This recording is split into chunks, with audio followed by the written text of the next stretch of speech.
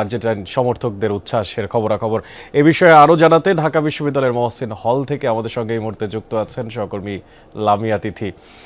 তিথি, আপনাকে প্রথম গোলের শুভেচ্ছা জানিয়ে শুরু করতে চাই। আমি জানি যে আপনিও আর্জেন্টাইন ভক্ত, তো জানতে চাই প্রথম গোলটা হওয়ার পরে আপনার উচ্ছ্বাসটা কি ছিল, পাশাপাশি এই এক গোলে এগিয়ে থাকা সমর্থকদের উচ্ছ্বাস কেমন দেখতে পাচ্ছেন সেটিও নিশ্চয় জানাবেন।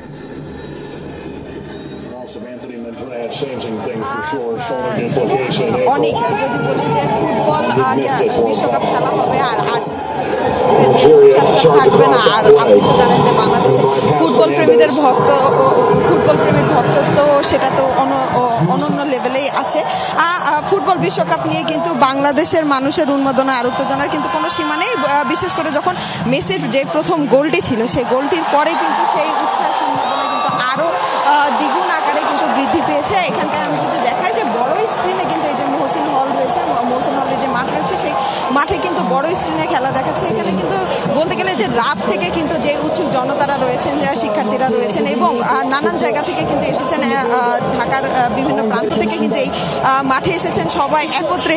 এই যে মেসির যেই খেলা রয়েছে এটি বলতে গেলে যে তার কিন্তু শেষ বিশ্বকাপ, সেই বিশ্বকাপটি কিন্তু সবাই একসাথে দেখতে এসেছেন।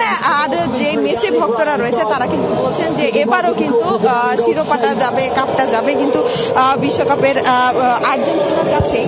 সব মিলিয়ে যদি আমি বলি যে এই ফুটবল প্রেমীদের কিন্তু মিলন মেলায় পরিণত হয়েছে এই মহসিন হলের এই মাঠটি।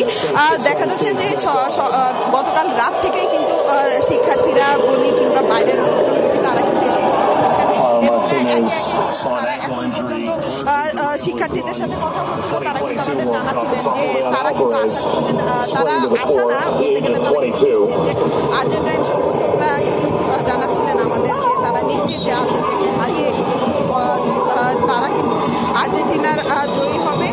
এই ছিল আমার কাছে। তিথি, আপনাকে ধন্যবাদ আমাদের সঙ্গে যুক্ত থাকার জন্য।